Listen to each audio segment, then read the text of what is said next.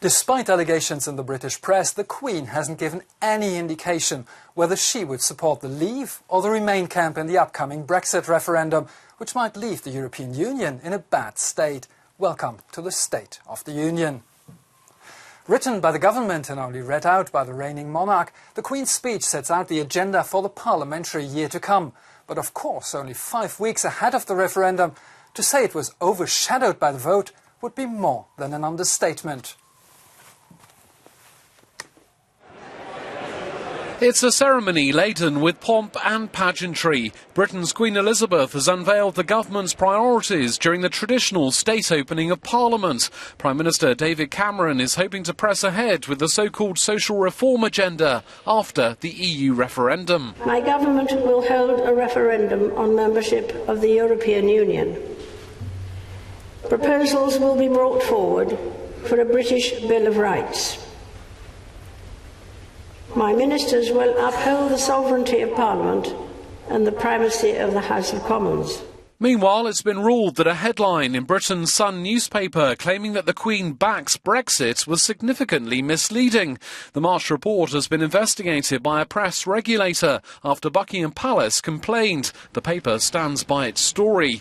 The suggestion that the monarch was in favour of Britain leaving the EU would potentially be an important factor in the debate running up to the June poll. Under her constitutional role, the 90-year-old Queen must remain politically neutral. The Brexit referendum also in our graphic of the week. With contradictory opinion polls. On Tuesday, a survey predicted a large victory for those who wish to remain in the bloc and send exchange rates of the pound sterling up.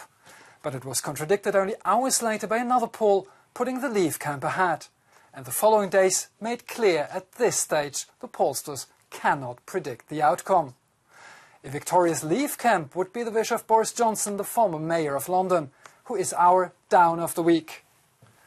Not because he is the unofficial leader of those who want to leave, but because he hit a new low in the campaign when he saw the EU in line with Adolf Hitler in an attempt to create a European superstate. And it's for its blunt answer to Johnson that we choose Donald Tusk as our up of the week. The President of the European Council for once didn't mince his words and accused the former mayor of London of political amnesia and the use of absurd arguments. A totally different battle is raging in France. And another leader there seems embattled, François Hollande. The president is lingering at historical lows in the polls, and his new labour law continues to spark more and more violent outrage in the country.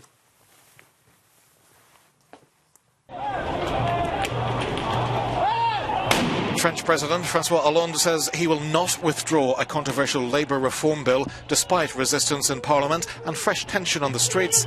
Opponents to the bill say it would worsen working conditions, make it easier for companies to fire workers and increase unemployment.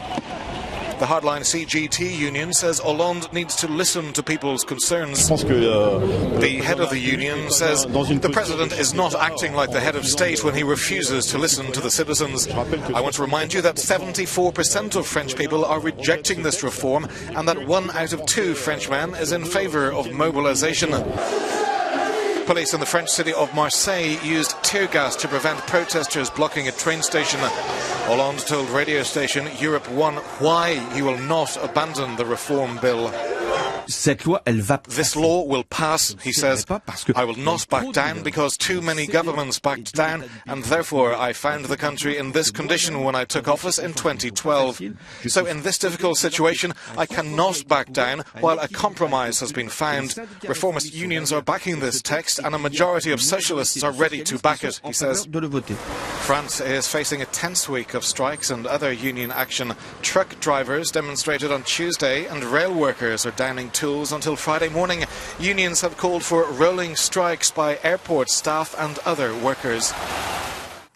EU experts were supposed this week to decide on whether to extend or not the license of a controversial weed killer, glyphosate. But a scheduled vote didn't even take place at the end, as it was clear that there was no majority for either side.